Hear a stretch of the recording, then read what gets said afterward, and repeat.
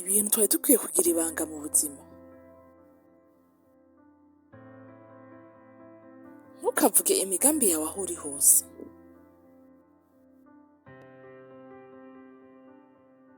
Ntukerekane ibikorwa vyiza wakoze aho uri hose.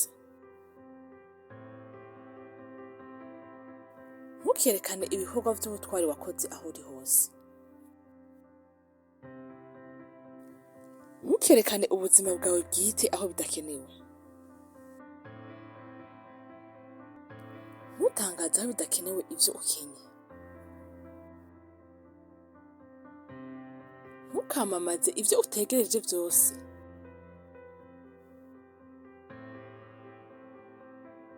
Ntukwirakwize ibihuha.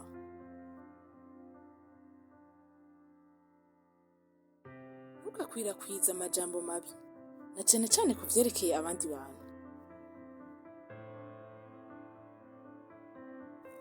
Ntugatangaze ubumenyi bwawe ku bijanye n'ukwemera.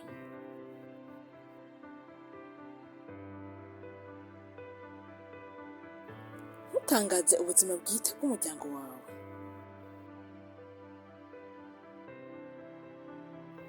Ntukabwire uwo ari we wese ingorane zawe muri rusange. Ntukavuge ivyakubayeko kera bigasiga induru ndetse n'urwanko mu muryango.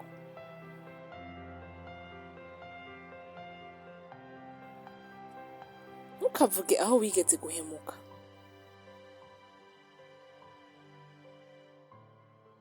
Ntukavuge umugenzi wawe ukeka ko bizoshika akazovamwo urukundo.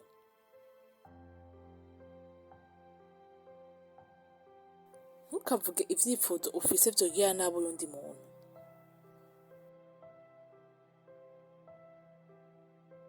Ntukavuge amajambo wabwiwe n'abaguhayagiza. Ntukavuge canke ubwire uwo ari we wese amabwa waba warakoze ukiri umuyabaga.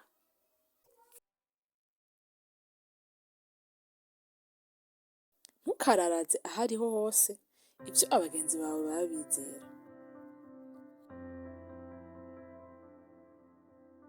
Ntukavuge ubutunzi ufise. Ntukavuge ingabire uhora uha umukunzi wawe.